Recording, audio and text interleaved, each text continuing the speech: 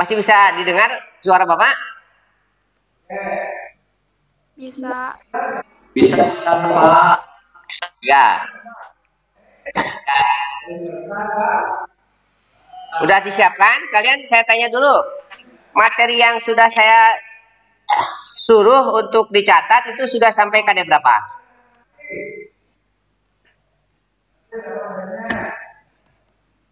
Ada catatannya nggak di antara kalian?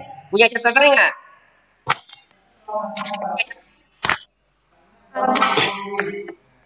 Tapi sampai hari ini siswa kelas 11 itu belum ada seorang pun yang menyampaikan tugas ke WA, ke grup ya, ataupun ke Japri, itu belum ada. Ini apakah memang mereka itu, kalian itu tidak tahu cara pembelajaran dengan saya atau bagaimana?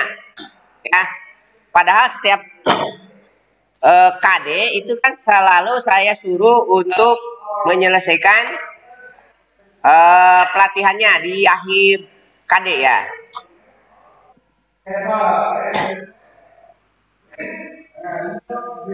Tapi sampai hari ini sudah hampir 3 minggu ya, tidak ada orang pun ini siswa IPS ini 11 IPS ngejapri ke saya, ke Bapak, atau lewat grupnya yang sudah dibuat untuk grup ekonomi, tidak ada seorang pun yang menyelesaikan tugas-tugasnya ya. Gak apa-apa, mungkin nanti kaitannya dengan penilaian akhir buat kalian ya. Kalau dirasa pelajaran ini tidak penting, ya tidak apa-apa, ya tidak masalah ya. Yang jelas kalian nanti dituntut untuk semuanya bisa menyelesaikan materi, menyelesaikan KD yang ada di setiap pembelajaran ya. Bukan hanya pelajaran ekonomi saja, tapi juga pelajaran yang lainnya ya. Sekian belas pelajaran untuk setiap tingkat, itu semuanya harus kalian ikuti.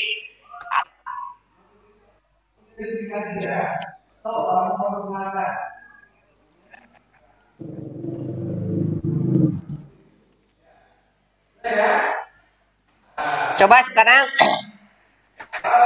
akan saya jelaskan masih KD berkaitan dengan pendapatan nasional ya, yang berhubungan dengan metode perhitungan pendapatan nasional ya. Metode ya, perhitungan pendapatan nasional.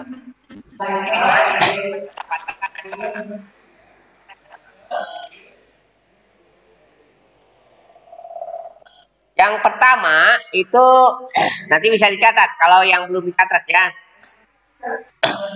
Metode produksi. Metode apa? Metode produksi, yaitu di sini metode produksi adalah pendapatan nasional merupakan penjumlahan dari seluruh nilai barang dan jasa yang dihasilkan oleh seluruh sektor ekonomi di masyarakat. Itu produksi ya. Metode produksi atau pendekatan produksi. Metode produksi, saya ulangi, pendapatan nasional penjumlahan dari seluruh nilai barang dan jasa yang dihasilkan oleh seluruh faktor atau sektor ekonomi masyarakat dalam periode tertentu. Jadi dalam 1 tahun negara Indonesia menghasilkan barang dan jasa diakumulasi berapa. Itu berarti menghitung pendapatan nasional dengan pendekatan produksi. Pabrik yang berhubungan dengan menghasilkan barang berapa di total. Pelayanan jasa juga berapa, baik swasta maupun pemerintah, itu di total ya. Rumusnya apa? Rumusnya itu dilambangkan dengan Y sama dengan P1 dikali Q1 ditambah P2 dikali Q2 ditambah P3 kali Q3 dan seterusnya sampai seluruh jenis barang yang dihasilkan itu dihitung secara keseluruhan. Kalau ada 100 macam barang berarti 100 macam perhitungan ya. P-nya itu adalah harga, Q-nya itu kuantitas ya. Sekali lagi, P itu harga. Misalkan harga semen satu saknya 50.000. Itu P-nya 50.000. Q-nya kuantitas, jumlah atau barang yang dihasilkan, berapa ribu sak atau berapa ribu ton gitu ya. Yang dikalikan aja 50 per sak kali sekian ya. Itu untuk satu macam barang ya. Bisa dihitung secara pelatihan nanti. Saya kasih soalnya ya. Jadi Q1 barang ke 1, P1 barang harga ke 1, P2 kali Q2, Q3 kali P3 dan seterusnya ya, sampai kepada Qn dikali Pn ya. Q yang ke N ditambah dikali P yang ke N ya, dijumlahkan. Jadi kalau ada 5 paket barang berarti ada 5 harga, ada 5 unit barang yang dihasilkan ya. Itulah dijumlahkan sebagai simbol Y. Itu adalah pendapatan nasional ya. Untuk produksi macamnya banyak ya. Dikelompokkan pertama yang digolongkan ke dalam lapangan usaha pertanian, peternakan, dan penggalian kehutanan dan perikanan ya. Itu produksi juga. Pertanian menghasilkan berapa ton hasil pertanian, peternakan berapa ton atau berapa ekor yang dihasilkan ya. Kehutanan itu menghasilkan kayu berapa metrik ton dan sebagainya ya. Perikanan juga sama. Kemudian pertambangan dan penggalian. Pertambangan ini penggalian pasir, batu bara dan sebagainya ya. Industri dan pengolahan. Nah, industri dan pengolahan tentunya adalah pabrik ya. Di sini ada pabrik bentonit, pabrik pengapuran, pabrik garment. Itu termasuk ke dalam perhitungan pendapatan nasional di total secara keseluruhan ya. Kemudian pengadaan listrik, gas, dan air minum itu juga dihitung. Bangunan atau konstruksi, perdagangan, hotel dan restoran itu masuk kelompok jasa ya. Pengangkutan dan telekomunikasi jasa, bank dan lembaga keuangan, pemerintahan dan pertahanan, dan jasa-jasa yang lainnya. Itu dihitung di total ya dalam 1 tahun merupakan komponen pendapatan nasional. Yang kedua, ini metode atau pendekatan pengeluaran. Ya. Pendapatan pengeluaran dikelompokkan lagi, ada yang digolongkan sebagai pengeluaran pemerintah.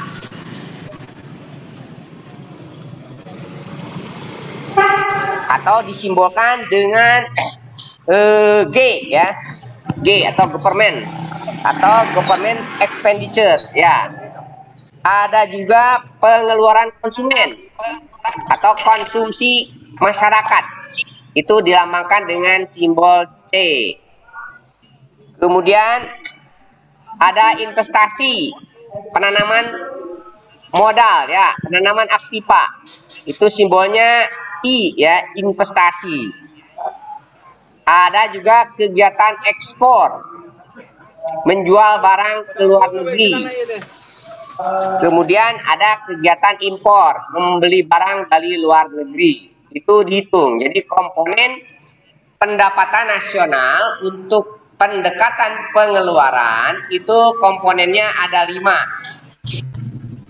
Bisa dirumuskan dalam persamaan matematik. Y sama dengan C ditambah I ditambah G ditambah X dikurangi M. Nah, itu rumusnya ya. Saya harapkan kalian sudah dicatat. Nanti saya kasih soal. Jadi yang kedua, pendapatan nasional dihitung dengan pendekatan pengeluaran dengan rumus Y sama dengan C ditambah I ditambah E ditambah X min M. Disingkat jadi Y sama dengan C I G X min M ya. Itu pendekatan pengeluaran ya.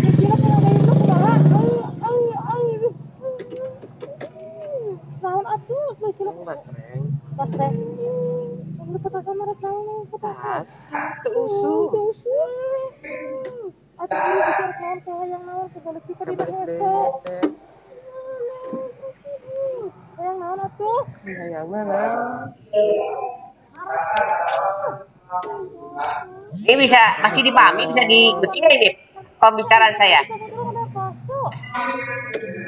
Masih diikuti nggak? Halo? Bisa, Pak, bisa. Kalian udah pada nulis belum materinya? Jadi kalau kalian udah nulis materinya, kemudian saya menjelaskan, mungkin bisa agak nyambung gitu.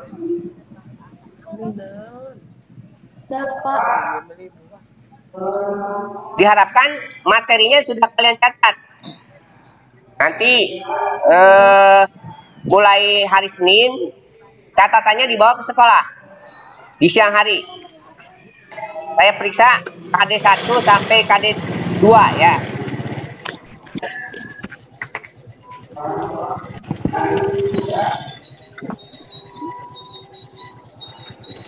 Jadi sekali lagi, perhitungan pendapatan nasional dengan metode pengeluaran, maka menjumlahkan semua pengeluaran yang dilakukan oleh rumah tangga konsumen, rumah tangga produsen, rumah tangga pemerintahan, dan masyarakat luar negeri. Ya. Itu yang kedua. Dan yang ketiga, itu rumus pendekatan perhitungan produk pendapatan nasional bisa dihitung dengan menggunakan metode pendapatan. Ya. Ada produksi, ada pengeluaran, ada pendapatan. Untuk pendapatan adalah hasil penjumlahan seluruh penerimaan yang diterima oleh para pemilik faktor produksi. Ya, di dalam 1 tahun suatu negara selama periode tertentu, biasanya itu 1 tahun. Rumusnya apa? Rumusnya ada 4 komponen ya. 1, menghitung dari sisi pendapatan sewa atau rent.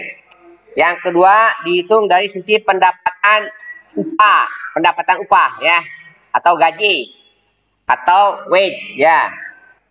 Yang ketiga, dari pendapatan bunga investasi ya, itu interest.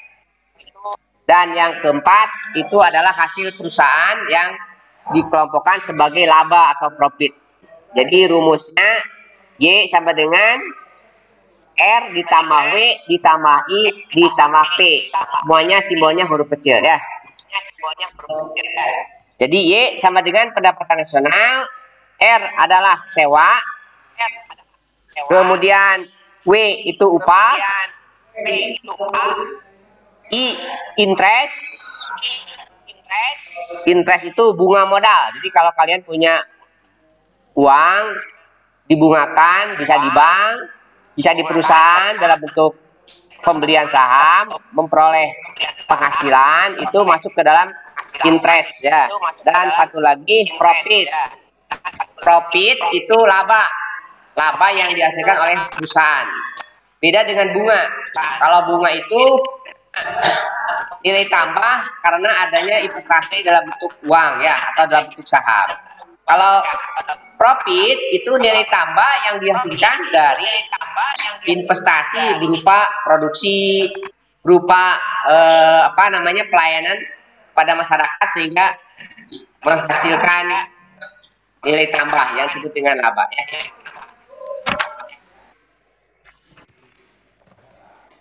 Pak, suaranya potong-potong, Pak. Kemarin sudah dibahas berkaitan dengan konsep dan perhitungan pendapatan nasional ya. Yang kedua, yang selanjutnya ya, pendapatan per kapita. Sudah dicatat pendapatan per kapita ya. Pendapatan per kapita itu adalah pendapatan nasional dibagi jumlah penduduk. Jadi kalau tadi akumulasi daripada pendapatan nasional baik dengan menggunakan pendekatan produksi, menggunakan pendekatan pengeluaran, dan menggunakan pendekatan pendapatan di total dalam 1 tahun. Kemudian hasilnya dibagi dengan jumlah penduduk atau populasi. Itu hasilnya sama dengan pendapatan per kapita ya, atau income per kapita. Saya katakan pendapatan per kapita adalah besarnya pendapatan rata-rata penduduk di suatu negara. Pendapatan rata-rata. Pendapatan rata-rata. Mengapa pendapatan per kapita Indonesia rendah kalau dibanding dengan negara ASEAN lainnya? Salah satunya karena jumlah penduduk Indonesia yang banyak, sehingga rata-ratanya kecil ya. Sekalipun secara totalitas lebih besar daripada pendapatan nasional negara-negara ASEAN lainnya, tapi ketika dihitung menjadi pendapatan per kapita, maka Indonesia masih di bawah negara-negara ASEAN lainnya. Kenapa? Karena faktor pembaginya adalah jumlah penduduk. Baik penduduk yang belum dewasa, anak-anak yang baru lahir, atau juga penduduk yang sudah lanjut usia. Itu mempengaruhi terhadap pendapatan rata-rata ya. Di sini tahun 2014 dalam tabel ya, Indonesia pendapatan per kapitanya sekitar 3.630 US dollar per tahun ya. Thailand 5.780, Malaysia 11.120,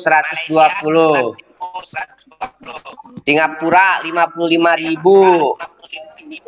Filipina 3.500, Vietnam 1.890, Myanmar 1.270, Brunei 39.355, Laos 1.600, dan Kamboja 1.020.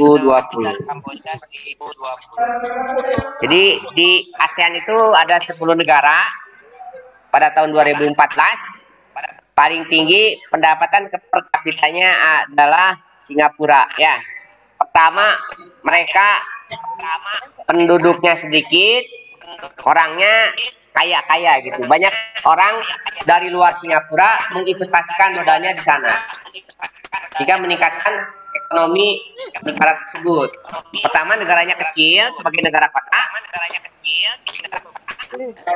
Kemudian pendapatan nasionalnya besar, sehingga dibagi jumlah penduduknya sedikit. Jadi pendapatan per kapita setiap orang itu 55 juta dolar per tahun ya, per orang ya, rata-ratanya ya. Kalau Indonesia itu hanya 3.600, dikalikan 1 dolarnya berapa, dikalikan aja 3.600 kali katakanlah 10.000, berarti 1 tahun hanya 3.630 1 bulan ya, rata-rata.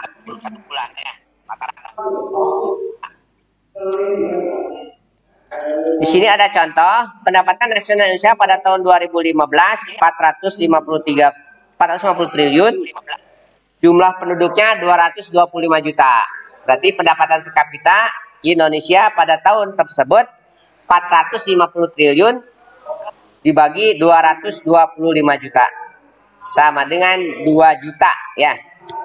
2 juta rupiah per tahun. Berarti 1 bulan dibagi 12 saja. Berarti 1 bulannya hanya kalau di bawah 200.000 ya, di bawah 200.000 rata-rata per orang gitu ya. Itu berarti jauh di bawah upah nominal ya.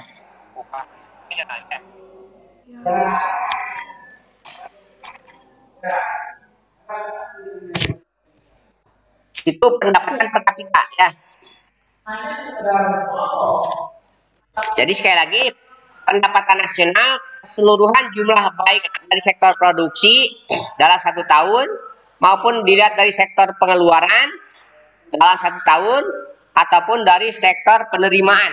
Ya, jadi ada 3 pendekatan yang bisa dihitung untuk menghitung total pendapatan nasional. Kemudian dilanjutkan untuk menghitung pendapatan per kapita, pendapatan individu, pendapatan perseorangan, istilahnya bisa saja disebut seperti itu. Maka total pendapatan nasional dalam 1 tahun dibagi jumlah penduduk di suatu negara, ya. Kemudian kalau dihitung berapa per bulannya, ya tinggal dibagi 12. Yang berikutnya, pertumbuhan pendapatan per kapita, ya. Pertumbuhan pendapatan per kapita. Rumusnya di sini GT itu pertumbuhan pendapatan per kapita yang dinyatakan dalam persen. Singkatannya dari gross income per kapita, ya.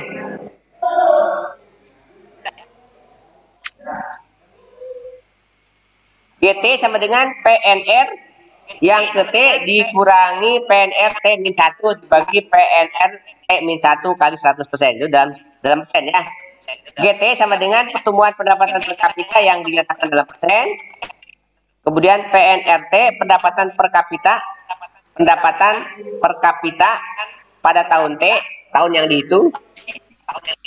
Kemudian PNRT-1 pendapatan per kapita pada tahun T-1 atau tahun sebelumnya. Jadi kalau menghitung pendapatan per kapita tahun 2020, maka komponennya pendapatan per kapita tahun 2020 dikurangi pendapatan per kapita tahun 2019 dibagi pendapatan per kapita tahun 2019, ya, kali 100%. Itulah pertumbuhan pendapatan per kapita.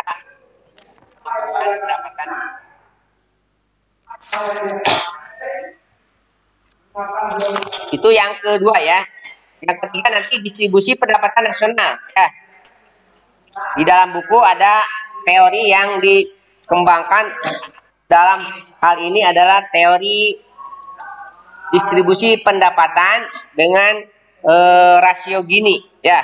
Ada koefisien Gini atau indeks Gini, ya. Itu daratan dicatat.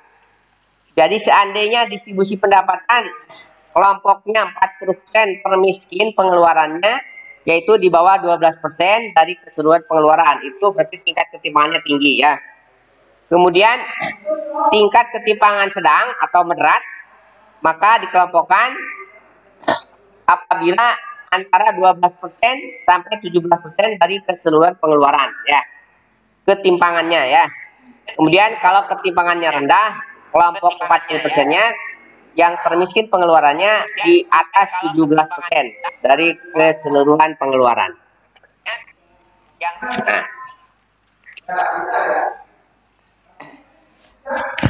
di sini ada koefisien Gini, ya. Jadi apa itu koefisien Gini? Artinya indikator yang menunjukkan ketimbangan pendapatan secara menyeluruh, ya. Jadi ada pendapatan rata-rata, artinya ada yang di atas rata-rata, ada yang di bawah rata-rata. Nah, ketimpangannya selisih antara pendapatan yang di atas dengan pendapatan yang di bawah. Semakin jauh, semakin semakin senjang, berarti semakin banyak orang yang dikategorikan sebagai masyarakat miskin, ya. Pengeluarannya kecil, gitu. Seperti di Indonesia, tidak jarang orang yang berpenghasilannya tinggi, besar, banyak, ya. Tapi tidak sedikit juga lebih banyak orang yang berpenghasilannya rendah. Apalagi sekarang kondisi ekonomi dalam kondisi yang minus, perkembangannya atau pertumbuhannya, maka banyak orang yang berpenghasilan rendah, ya, kurang, sehingga daya beli masyarakatnya turun. Bagi orang yang berpenghasilan tetap tidak terpengaruh, ya tidak masalah. Tapi kalau penduduk atau masyarakat yang penghasilannya dipengaruhi oleh tingkat perkembangan ekonomi, pertumbuhan ekonomi, maka mereka akan mengalami penurunan daya beli, ya. Misalkan kalau orang asalnya bekerja, kemudian di PHK, berarti tidak memperoleh pendapatan, sehingga dengan demikian daya belinya masyarakat tersebut, orang tersebut turun ya. Apalagi kalau selamanya tidak punya pendapatan.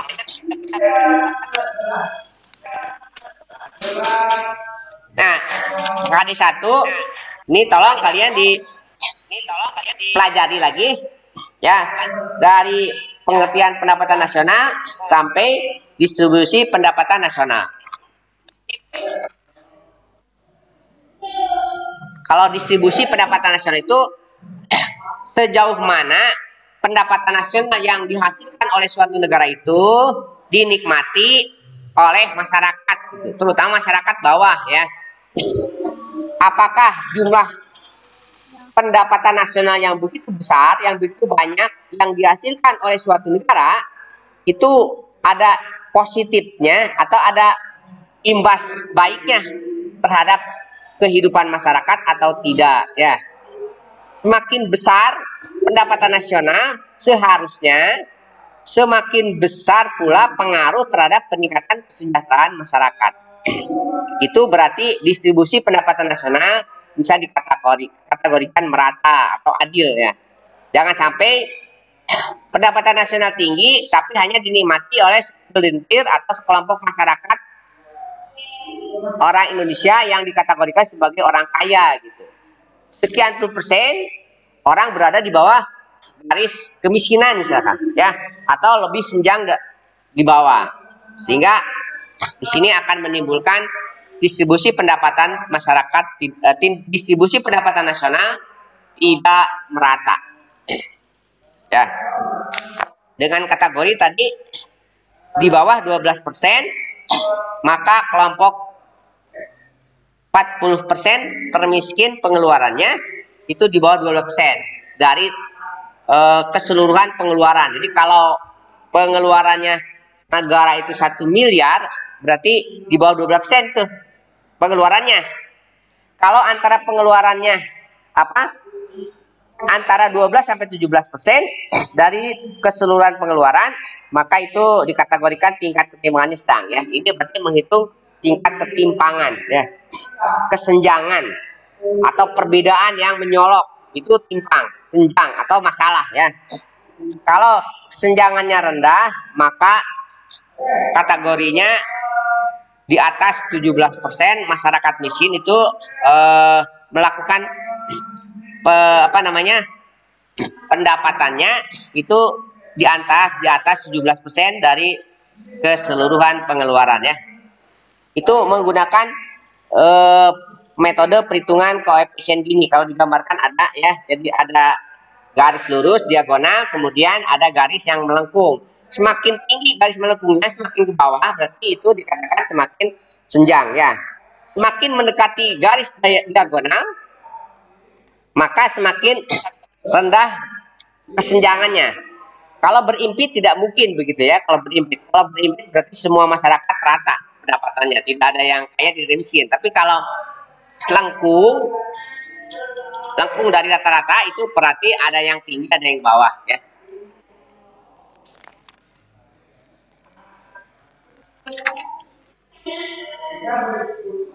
Waktu itu sudah saya suruh kalian mencatat atau mengerjakan soal di halaman 24.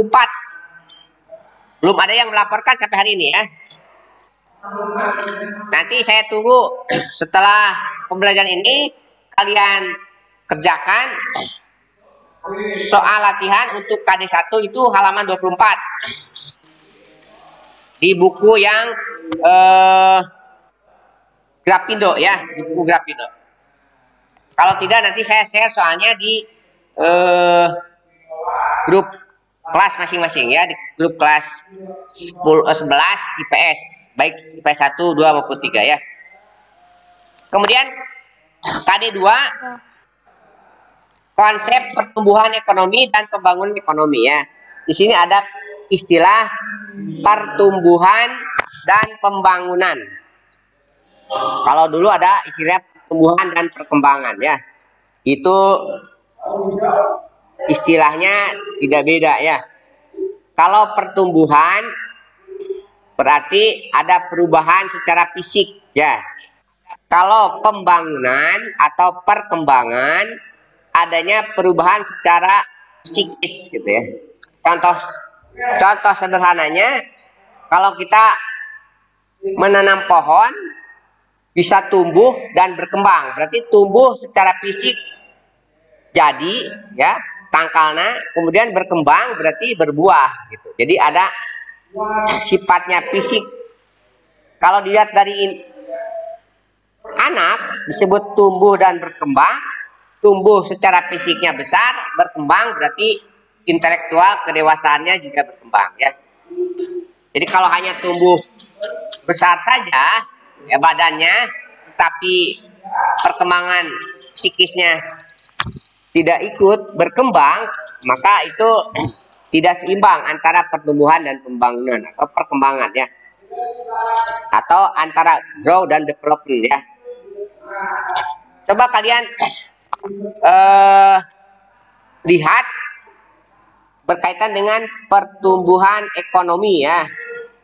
Di sini kalau kalian meminjam buku, kalian harus mencatat konsepnya dulu, konsep pertumbuhan ekonomi dan pembangunan ekonomi ya. Kemudian dalam pertumbuhan dan pembangunan tidak menutup kemungkinan banyak masalah. Nah, masalah itulah yang harus diatasi ya. Di sini ada gambar, ada tabel, ada grafik pertumbuhan ekonomi dan pendapatan per kapita di Indonesia antara tahun 90 sampai 2013 ya. Ada grafik. Kemudian kalau Anda langsung melihatnya, nanti kalian bisa pertama mengamati, kemudian bisa menganalisis ya. Di sini apa yang kalian pikirkan setelah mengamati gambar tersebut ya. Jadi kalau ada gambar, kalian analisa, lihat secara mendalam, kemudian analisis, dan di ujungnya adalah menarik kesimpulan ya, sebagai pendapat daripada kalian mengamati sesuatu objek ya.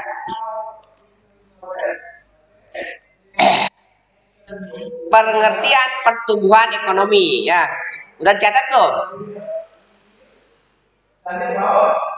Udah pada nyatat belum? Ada dua? Belum.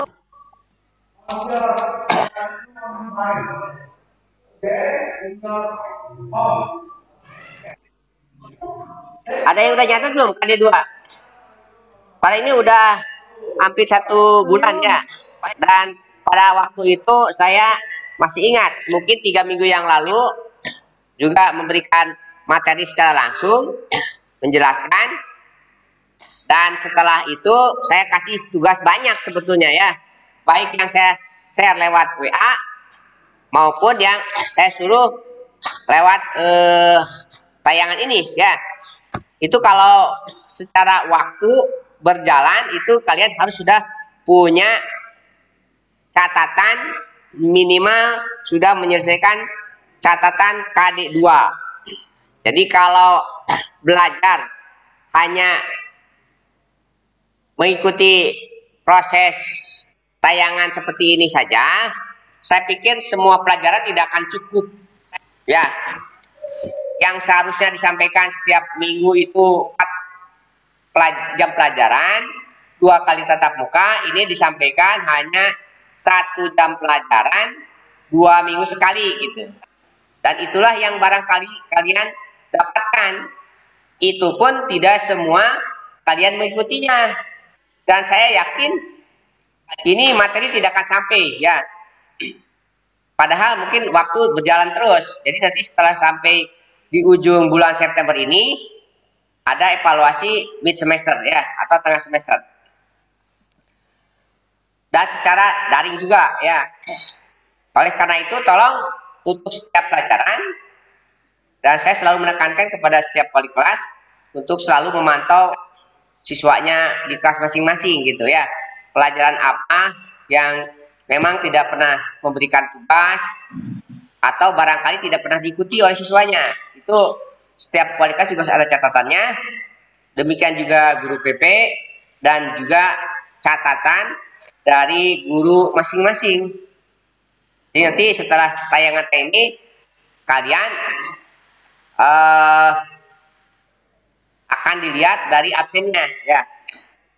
Kemudian setelah selesai akan dilihat juga tanggung jawab menyelesaikan tugas-tugasnya. Walaupun mungkin tugas yang kalian hadapi tidak hanya untuk satu pelajaran saja setiap hari, minimal mungkin ada 3 pelajaran. Jadi kalau satu hari ada 3 pelajaran, ada tugas, ya cepatlah selesaikan di hari itu karena besok ada juga tugas di pelajaran yang lain. Ya, contoh daripada pertumbuhan ekonomi ya.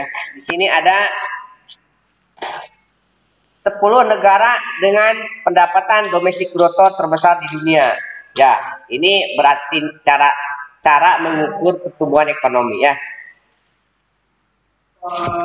Cara mengukur pertumbuhan ekonomi itu rumusnya pertumbuhan ekonomi sama dengan GNP tahun berjalan dikurangi GNP tahun sebelumnya dibagi GNP tahun sebelumnya dikali 100%.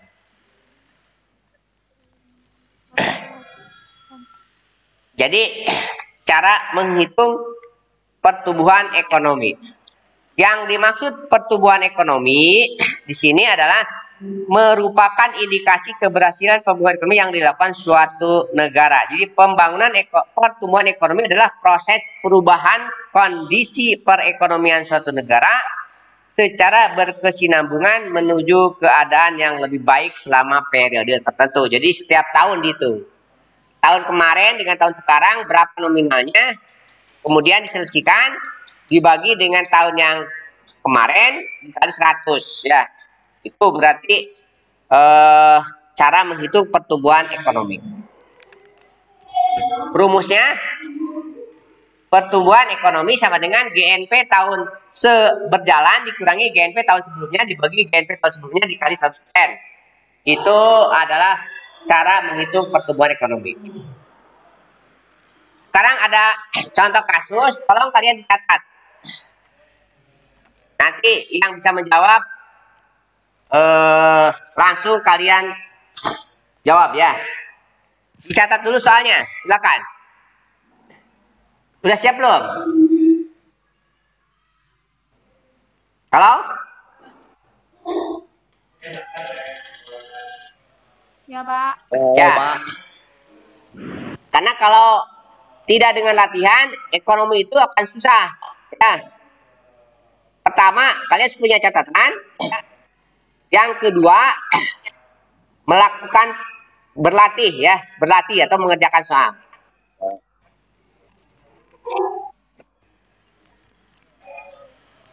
Ya, Pak. Tulis.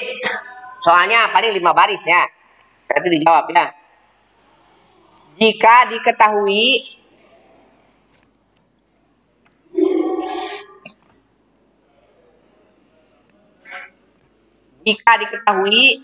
GNP Indonesia tahun 2018 sebesar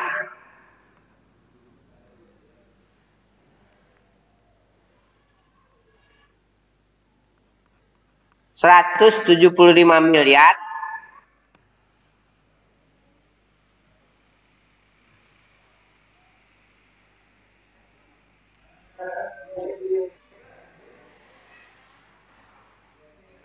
Sudah?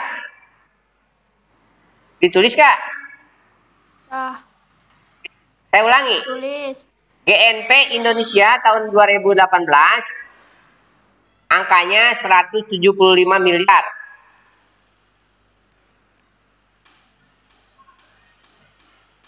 Kemudian pada tahun 2017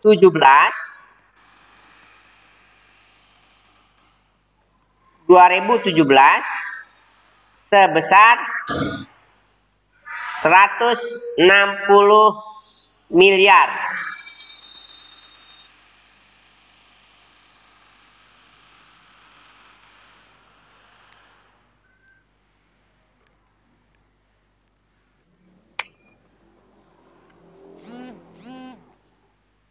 Kemudian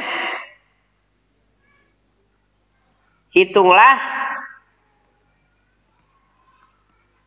laju pertumbuhan ekonomi tahun 2018.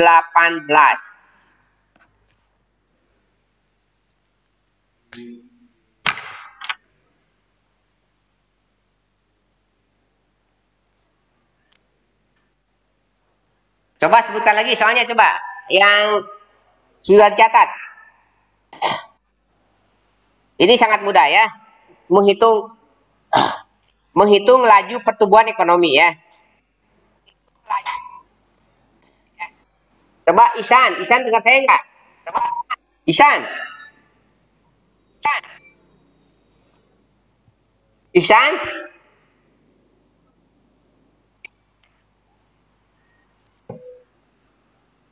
Iya, atau Pak. Ihsan dengar nggak Ihsan? Dengar, Pak. Coba sebutkan yang barusan saya dikte. Agak putus-putus, Pak, suaranya, Pak. Nah, udah, nggak usah. Coba Fitri. Fitri Amawati. Coba sebutkan. Jika diketahui GNP Indonesia tahun 2018 sebesar 175 miliar, tahun 2000 sebesar 100 miliar, kemudian hitunglah laju pertumbuhan ekonomi 2018. Bisa nggak ngitungnya? Gak tahu, Pak. Siapa yang tahu? Pak. Ya. Ikan restart dulu ya, Pak. Soalnya putus-putus gak jelas, Pak. Jelas, Pak. Ya, ya.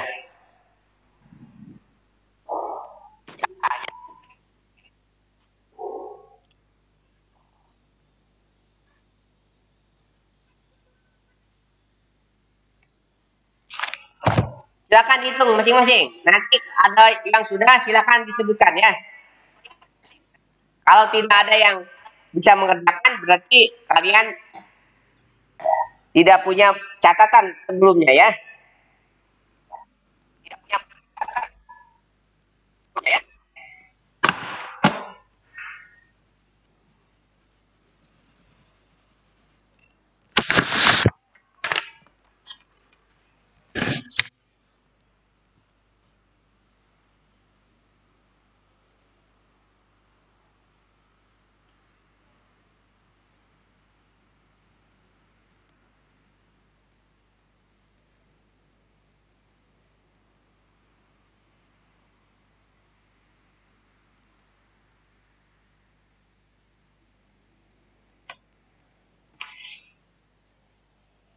Ada yang sudah belum?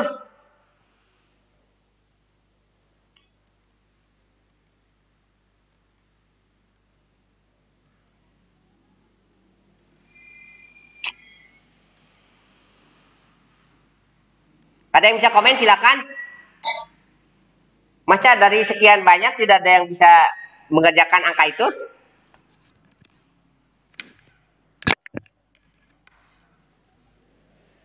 Padilla, mana Padilla?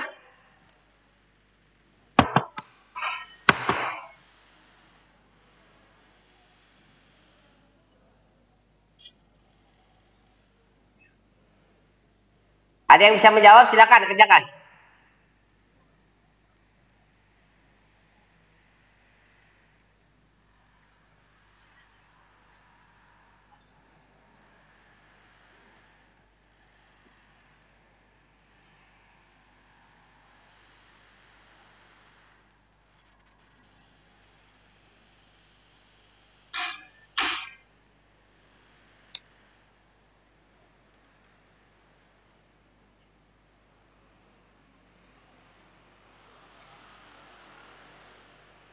Halo?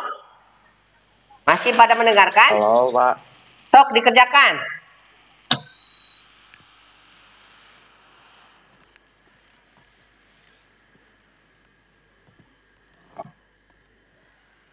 Tadi rumusnya laju pertumbuhan ekonomi itu sama dengan GNP tahun berjalan. Berarti di sini tahun berjalannya adalah tahun 2018. Dikurangi GNP tahun sebelumnya. Berarti di sini tahun berapa?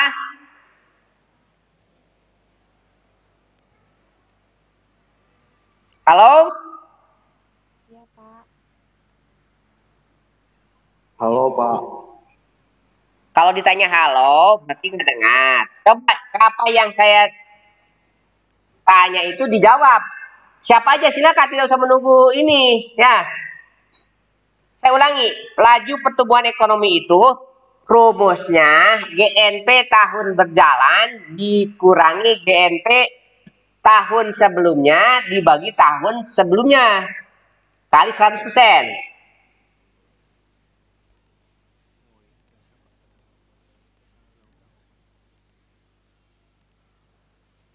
Oke, sok di sini datanya tahun 2018 itu tahun berjalan, angkanya 175. Kemudian tahun 2017 itu berarti tahun sebelumnya. Kalau yang dihitung 2018 berarti tahun sebelumnya 2017. Yang dihitung 2017 berarti tahun sebelumnya 2016 dan seterusnya. Berarti tahun 2018 dikurangi tahun 2017 dibagi tahun 2017 dikali 100%. Silakan itu. Saya kasih waktu 1 menit. Oh, kayak gini teman.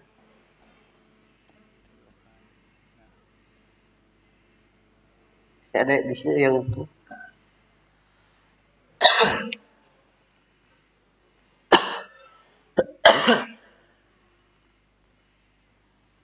Silakan dicoba dulu, dihitung tuh, pakai kalkulator boleh.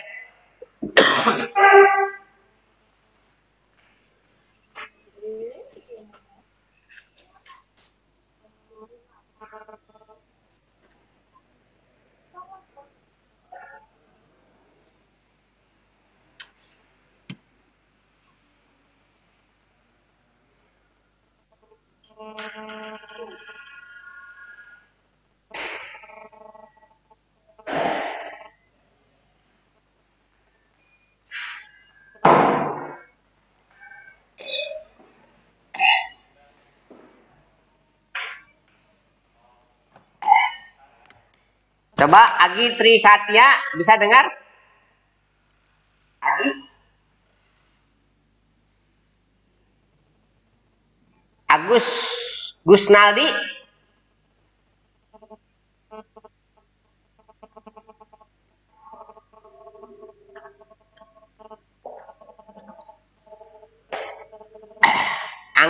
Anggi gimana Anggi? Anggi Agustian? Iya, Pak. Ya?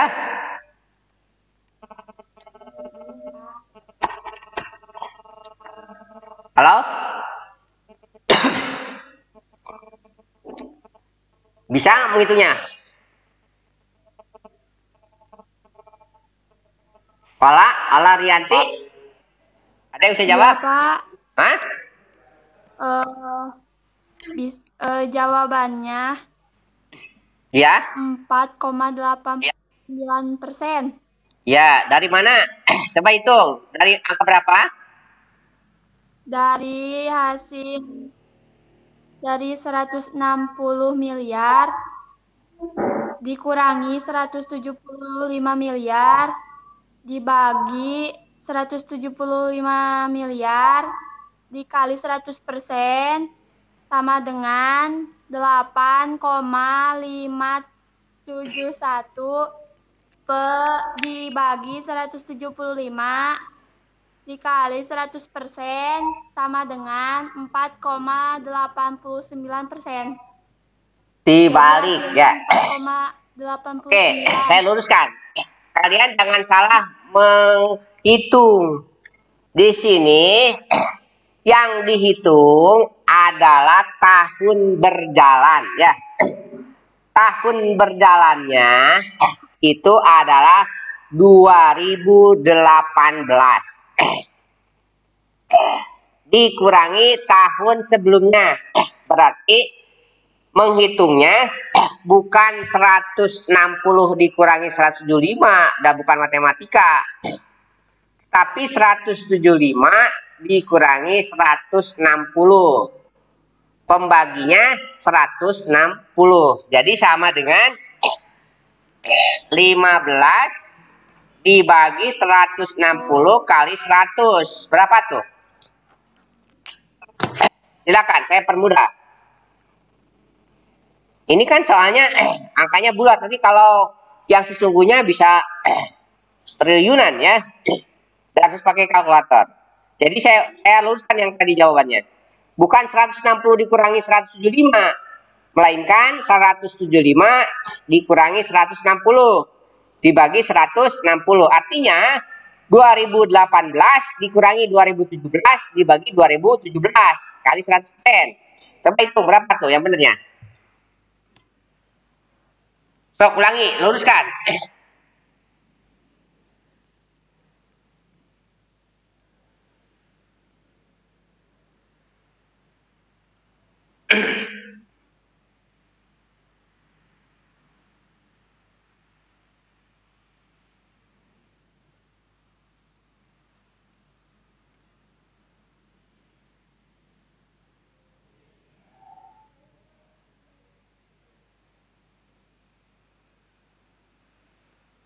Berapa itu?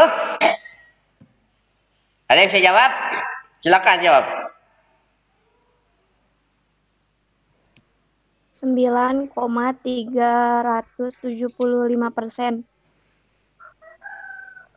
Berapa? Ulangi. 9,375%. 9,375. Jadi kalau dibulatkan 9,38 ya.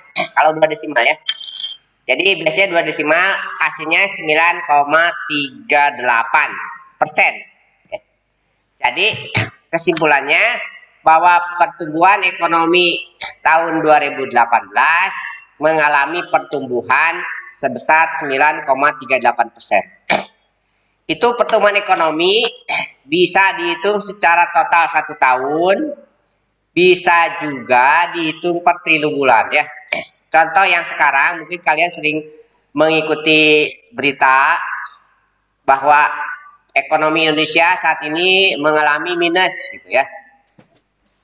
Jadi hasilnya minus. Artinya pertumbuhan ekonomi dalam kurun waktu Januari sampai Juni misalkan ya, itu dibagi dengan Januari sampai Juni tahun lalu. Kalau hasilnya di bawah yang kemarin berarti minus. Artinya seperti tadi jawabannya 160 dikurangi 175, berarti itu bukan tumbuh tapi minus ya. Jadi kalau sekarang kalian mendengar istilah bahwa ekonomi Indonesia saat ini minus, artinya bahwa dalam periode yang sama di tahun yang berbeda, gitu maksudnya. Di periode yang sama tahun yang berbeda, misalkan begini, dari Januari sampai Juni 6 bulan, dibagi dengan Januari Juni tahun sebelumnya. Apakah Januari kita ketahui bersama, yang namanya ekonomi di kita kan lesu, banyak karyawan yang di PHK. Pabrik banyak yang mengurangi karyawannya, menurunkan produksi, ekspor ke luar negeri terbatas, tidak bisa seperti biasa ya. Impor dari luar negeri juga sama, sehingga pendapatan masyarakat tuh turun. Nah, jumlah dalam periode yang sama dibagi dengan jumlah periode yang sama tahun sebelumnya itu berarti minus. Bahkan informasi atau berita yang kemarin saya ikuti itu Indonesia itu minus di bawah 5% ya. Nah, kalau yang tadi contohnya itu berarti tahun 2018 laju pertumbuhan ekonomi tumbuh sebesar 9,3% ya. Kalau dibalik perhitungannya 160 dikurangi 175 berarti minus 9,38. Bukan tumbuh kalau minus mah ya, berarti turun gitu kan ya. Oke, itu udah bagus, contohnya sederhana ya. Kemudian jangan lupa kalian setelah menghitung pertumbuhan ekonomi ini juga nanti dilihat contoh soal atau latihan soal halaman KD2-nya ya. Halaman 48 ya. Halaman 48 dikerjakan nomor 1 sampai nomor 10. Nanti kalau sudah selesai, tidak harus segera ya. Kalian bisa di-share, dicatat dulu di buku tulisnya. Kemudian yang sudah, tolong di-share ke Japri saja ya. Nanti setiap Japri yang masuk saya lihat. Ya, tidak akan saya lihat betul salahnya. Yang penting kalian mengerjakan dulu. Oh, si Anu sudah share. Ini bukti fisiknya. Nah, itu berarti sudah masuk ke dalam kategori melaksanakan tugas ya, mengerjakan tugas. Seperti di sini ada beberapa yang barusan saya buka di WA saya, sudah ada yang masuk beberapa siswa ya untuk yang mengerjakan tugas bab sebelumnya ya. Jadi sampai hari ini kalian mengerjakan materi pertama mencatatnya ya, kemudian mengerjakan tugas soal yang dijawab 10 soal ya yang ada di buku halaman 48. Nanti diperlihatkan lewat Japri, kemudian saya catat sebagai nilai hariannya, kemudian nanti kalian menunjukkan bukti bahwa bukunya memang betul-betul mengerjakan sehingga nilainya betul-betul bisa membedakan dengan yang tidak mengerjakannya. Jadi nanti ada pembeda nilainya. Yang mengirimkan Japri ya tugas jangan di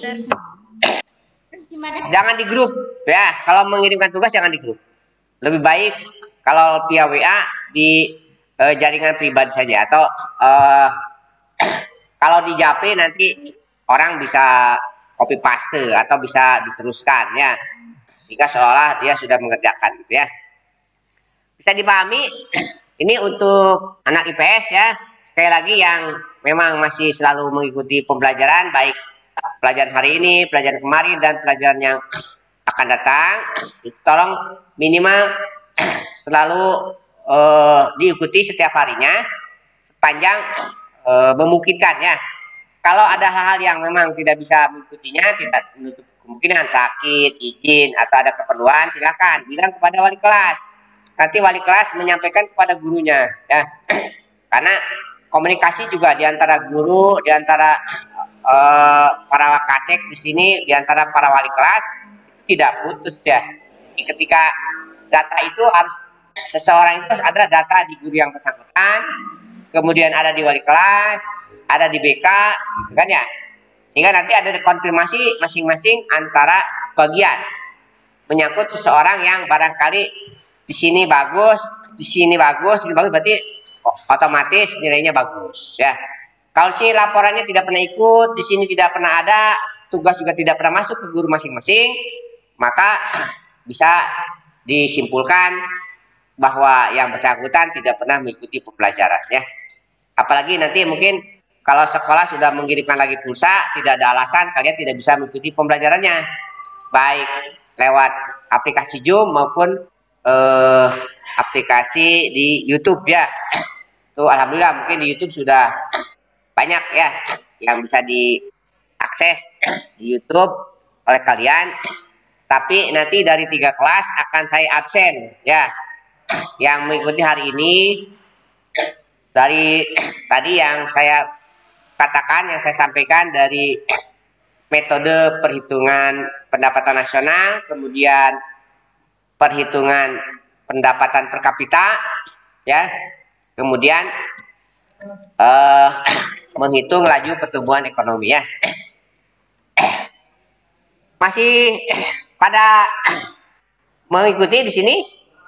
Yang tadi sudah bisa dipahami semuanya, yang menghitung pertumbuhan ekonomi? Ya? Halo? Iya, Pak. Iya, Pak. Itu mengenai pertumbuhan ekonomi, awas ya. Kemudian nanti setiap KD selalu ada pertumbuhan, ada perhitungannya. Yang tadi KD 1 diantaranya menghitung pendapatan per kapita. Pendapatan per kapita saya tanya lagi, apa rumusnya? Pendapatan per kapita?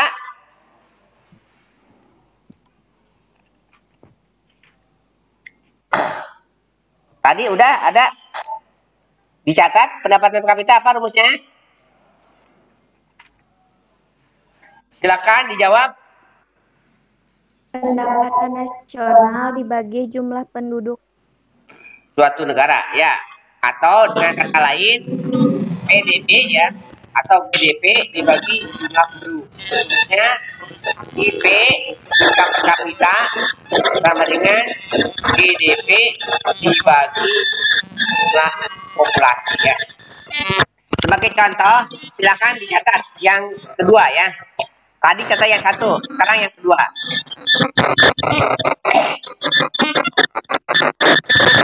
Jumlah penduduk Indonesia tahun 2019 sebanyak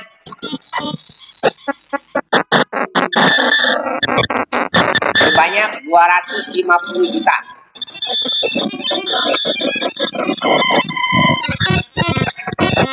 Kalau tulis juta, nggak usah ditulis nolnya 6, ya 250 juta. Nanti perhitungannya pembaginya 250 aja ya.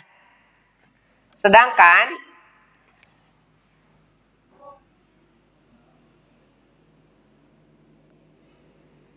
pendapatan nasionalnya pada tahun tersebut, sampai jam berapa saya Pak? Bentar lagi ya. Sedangkan pendapatan nasional tahun tersebut, di sini pendapatan nasional konsepnya sebagai PDB ya, pendapatan domestik bruto ya. Sedangkan pendapatan nasional tahun tersebut sebesar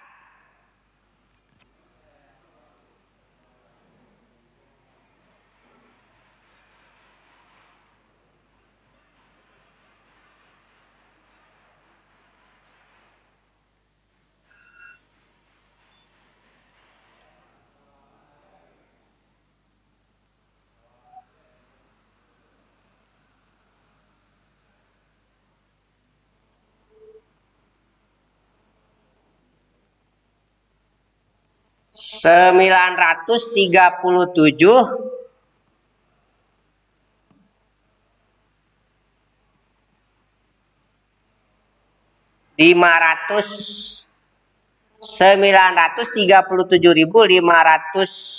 miliar ya,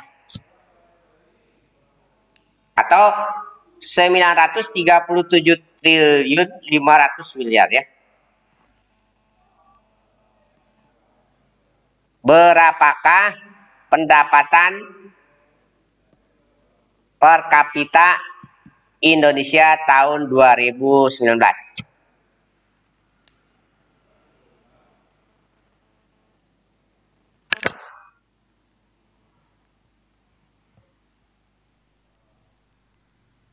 Udah dicatatnya?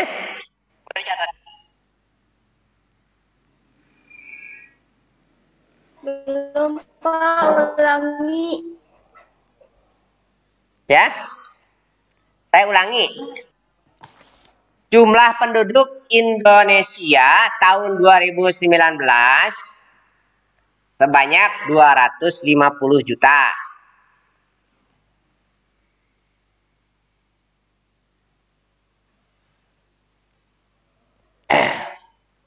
Sedangkan pendapatan nasional sebesar 937.500 miliar ya.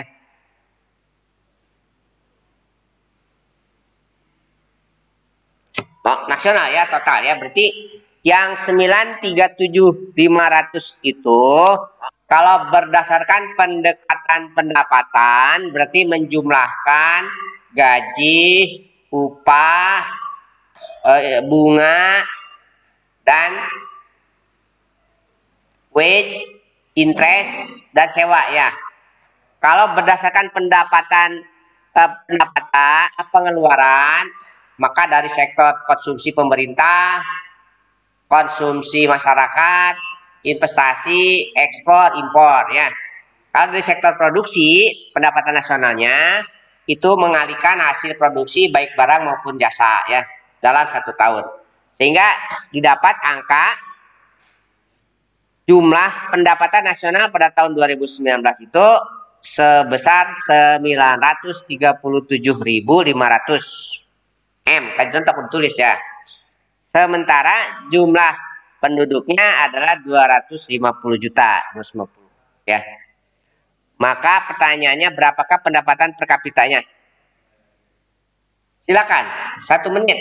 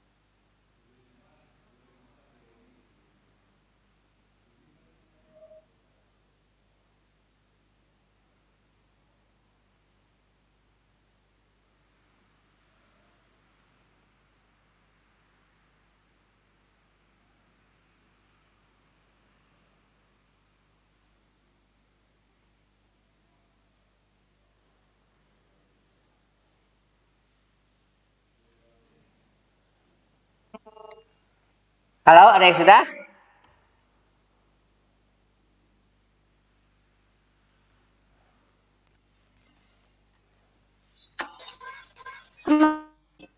Berapa? Saya sudah menjawab. Berapa?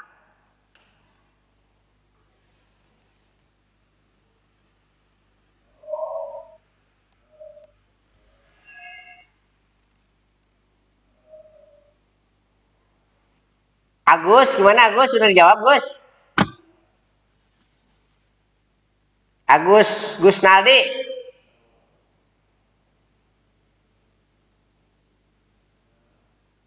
Anggi gimana? Ya, Pak. Ya? Udah? Tapi takut salah. Jangan banyak takutnya ya, banyaknya berani gitu. Takut sedikit saja ya. Salah dan benar tidak akan menjadi hukuman ya. Apalagi salah gitu kan ya. Benar mungkin dikasih penghargaan. Kalau salah malah perlu dihukum, dicepret ya. Coba berapa yang sudah mengerjakan siapa? Berapa hasilnya?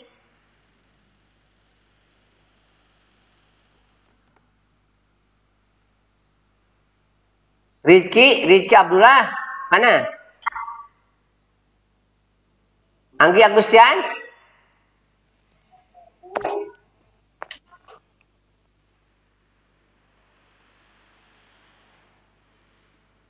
Ola Ramlan? Bri Lestari? Belum, Pak. Belumnya di mana? Pakai kalkulator, boga kalkulator atau pakai HP? Di HP ada kalkulator.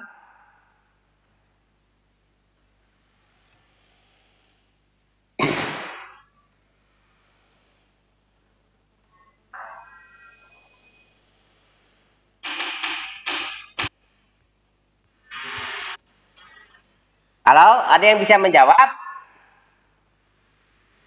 Makanya itu bisa ngitung di 837.500 dibagi 250 berapa? Berikut itu bisa ngejawab.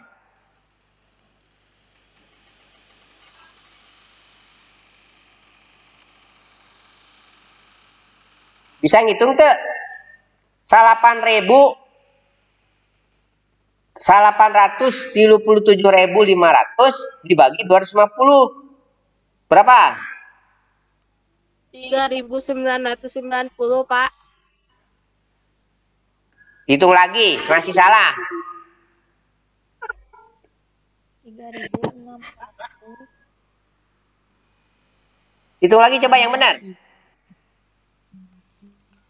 937.500 dibagi 250 berapa? 3.750, Pak. Benar. Ini siapa yang menjawab? Susi Silvia, Pak. Apa? Susi Silvia, Pak. Susi Silvia. Hasilnya berapa, Susi? 3.750. Betul. Itu kalau dalam rupiah berarti 3.750.000 ya. Itu 1 tahun. 3.750.000 1 tahun ya, dibagi 12. Kalau ditanya sebulan ya. Ya itu kan mudah sekali ya. Jadi jumlah pendapatan nasional dibagi jumlah penduduk atau populasi. Itulah yang disebut dengan pendapatan nasional ya.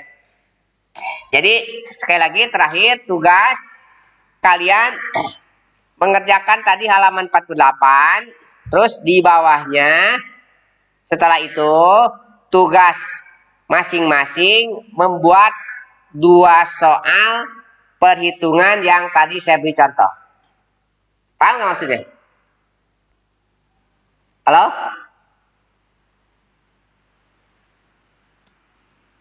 Satu, mengerjakan tugas yang ada di buku 10 soal. Yang kedua, di bawahnya setelah selesai itu membuat contoh soal masing-masing perhitungan yang tadi dicontohkan. Yang pertama adalah menghitung laju pertumbuhan ekonomi. Yang kedua, menghitung pendapatan per kapita. Ngerti maksudnya? Ngerti, Pak. Halo? Mengerti, Pak. Agus, Gunaldi, ngerti nggak? Ngerti, tapi sampai hari ini belum ada yang mengirimkan tugas yang minggu lalu. Ya.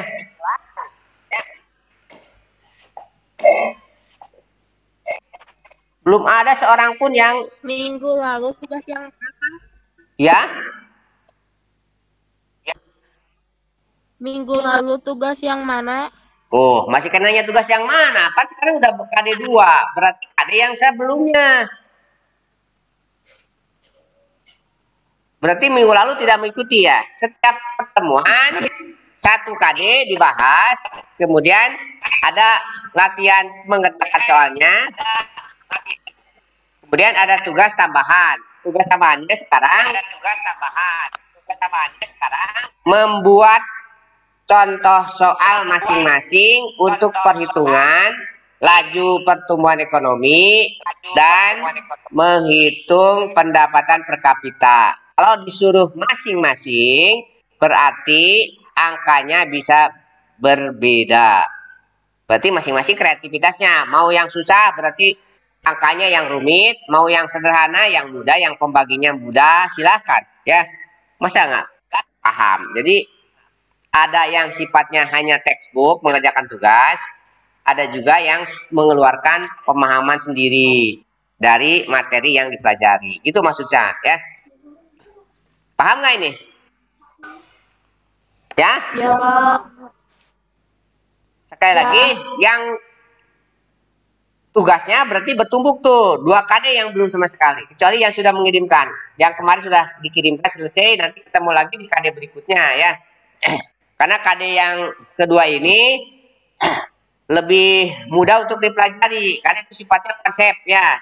Teori pertumbuhan dari Sombat, dari Gagne, itu dari teori-teori yang dimunculkan oleh para tokoh sebelumnya ya. Sampai kepada yang berkembang saat ini gitu ya. Itu bisa dicatat juga bisa dipahami ya. Beda lagi dengan pemahaman aplikasi yang ada kaitannya dengan perhitungan gitu. Oke, paham ya? Oke, Pak.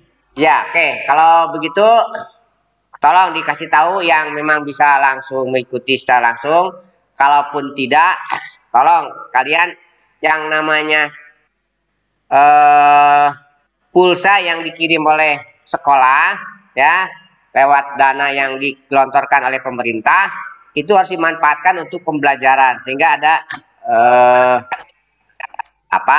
ada motivasi untuk selalu mengikuti sesi pembelajaran ya, dan ikuti yang bisa. Setiap tugas yang diberikan oleh guru silakan dikerjakan, dan kalau diminta dikumpulkan, kalau minta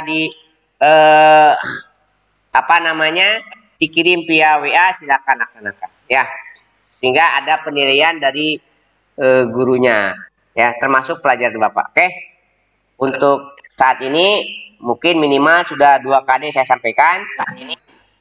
Mudah-mudahan kalian untuk memperdalamnya dengan cara saya suruh mengerjakan latihan-latihannya, kemudian mengaplikasikan dengan pemahaman sendiri ya.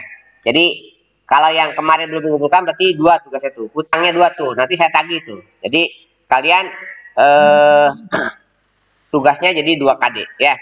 Nanti kalau sampai hari ini tidak mengerjakan lagi, minggu depan ketemu lagi pertemuan KD berikutnya, berarti jadi 3 dan seterusnya. Nah, jangan sampai ditumpuk seperti itu ya. Walaupun saya paham setiap pelajaran mungkin ada tugas ya, tapi lamun dikereye setiap ada kesempatan pasti pekerjaan itu akan selesai.